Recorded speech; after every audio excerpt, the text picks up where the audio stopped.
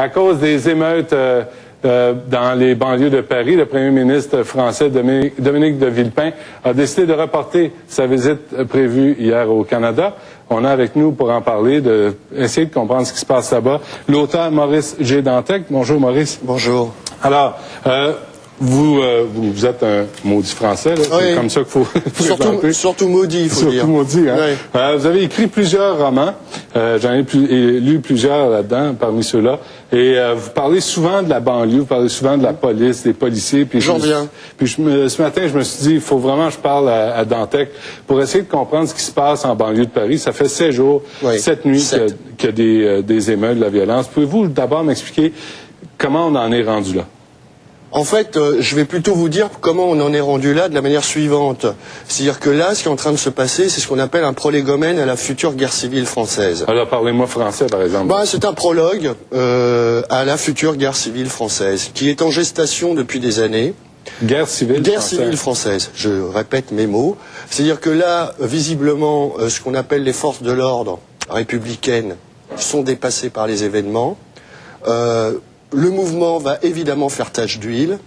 On commence à tirer sur les policiers à armes réelles, avec des armes de poing. Il faut savoir que dans toutes les banlieues, ce qu'on appelle les banlieues parisiennes, ou lyonnaises, ou marseillaises, des armes de poing de guerre, j'entends par exemple des fusils d'assaut AK-47 venant d'Albanie ou de Bosnie, sont planquées dans les caves, qu'elles attendent que le moment opportun pour sortir. Quel va être le moment opportun? Le moment où l'État républicain n'aura plus les moyens d'assurer l'ordre public.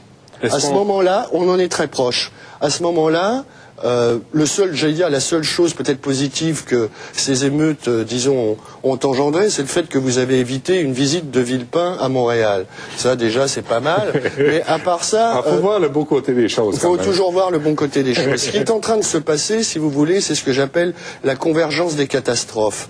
D'un côté, comme vous l'avez remarqué les 2 dernières années, le gouvernement français a tout fait pour ne pas intervenir aux côtés des États-Unis et de la coalition alliée en Irak. Pourquoi? Attendez, là, vous parlez d'Irak. Oui, pourquoi? Vous allez voir. Pourquoi?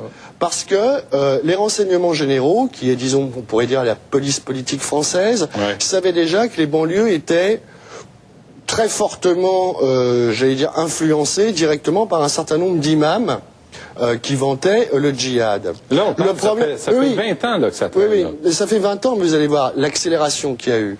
C'est que il y a 20 ans, il y avait déjà des échauffourées, comme on dit, entre les forces de l'ordre et les jeunes des cités en France. C'était des choses régulières. Là, ce qui a changé, c'est que les jeunes, soi-disant des cités, qui envoient des bombes d'acide sulfurique sur les pompiers, qui tirent à balles réelles sur les policiers, ils le font en criant Allahu Akbar. Donc, la différence qu'il y a entre ce qui se passait il y a 15 ou 20 ans et aujourd'hui, c'est qu'il y a une idéologie d'importation qui est venue se greffer sur des problèmes de délinquance, on va dire, sur des problèmes sociaux, ce qui rend la situation d'autant plus explosive. Allah quoi? Allahu Akbar. Ça veut dire quoi? Ça veut dire Dieu est grand en arabe.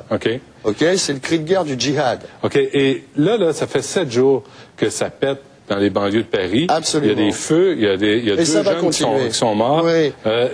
Bon, juste pour nous, ici, là, on est au Québec. Alors, les deux jeunes ne sont pas morts lors des émeutes. Non. Ok, les 2 jeunes sont 2 jeunes qui, on ne sait pourquoi, ont fui l'apparition d'une patrouille de police. Ils devaient certainement avoir la conscience tranquille. Et puis, bon, il y a eu un accident. Je ne sais pourquoi ils sont enfermés dans un transformateur haute tension électrique. Ce qui fait qu'effectivement, ils ont subi quelques dommages, j'allais dire collatéraux, liés à l'électricité ambiante. À partir de ce moment-là, effectivement, les émeutes ont éclaté. Mais n'importe quel incident aurait provoqué ces émeutes. Aujourd'hui, ou au mois de novembre, ou au mois de janvier. Là, on parle du ministre de l'Intérieur, Nicolas Sarkozy, qui disait tolérance zéro. Là, pour les gens au Québec, vous parlez de cité. On n'a pas vraiment une image réelle. D'accord. Alors vous imaginez, c'est quoi une cité? Une cité, c'est 3 ou 4 000 personnes qui sont entassées dans une barre de béton ou dans plusieurs des blocs appartements, là. des blocs appartements dans des barres de béton qui peuvent faire 10, 15 étages, qui font 100, 200, 300 mètres de long, et dans lequel vous retrouvez 3, 4 000, 5 000, on l'appelle par exemple à la Courneuve, la cité des 4 000, parce qu'il y a 4 000 personnes qui vivent là-dedans. Et toute la banlieue parisienne, c'est-à-dire 8 millions de personnes sur 10, vivent dans cet environnement. 8 millions sur 10 Bien sûr. Vivent dans les cités. Ben oui, puisqu'il y a à peine 2 millions de personnes qui vivent dans Paris intramuros, comme on dit, okay.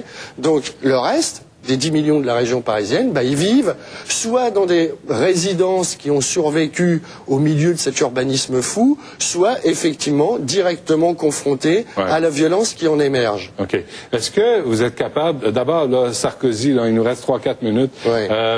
Sarkozy, le ministre de l'Intérieur, dit tolérance zéro. C'était tolérance zéro à quoi?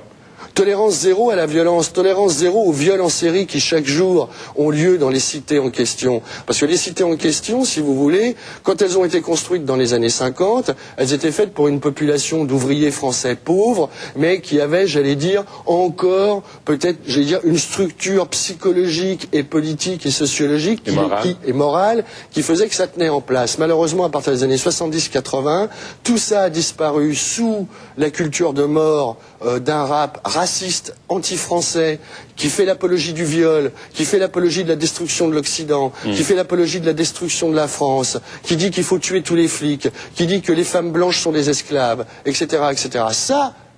Ça a été un des éléments, j'allais dire, contributeurs directs au fait qu'effectivement, il y a un abîme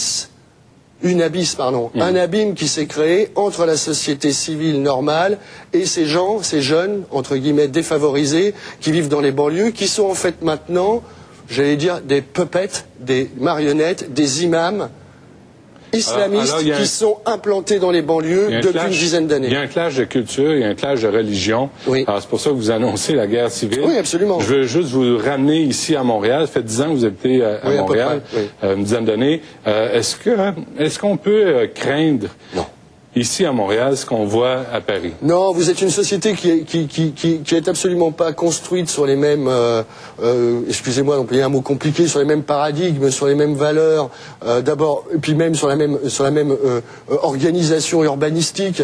Vous n'avez pas autour de Montréal, j'allais dire 60 km au nord, à l'est, à l'ouest et au sud, de cités, c'est-à-dire de projects, comme on dit aux États-Unis. Il y a des quartiers qui se ghettoisent. Vous avez quelques quartiers comme Montréal-Nord, dont on parle de temps en temps, parce qu'il y a des gangs d'Haïtiens. On est bien d'accord.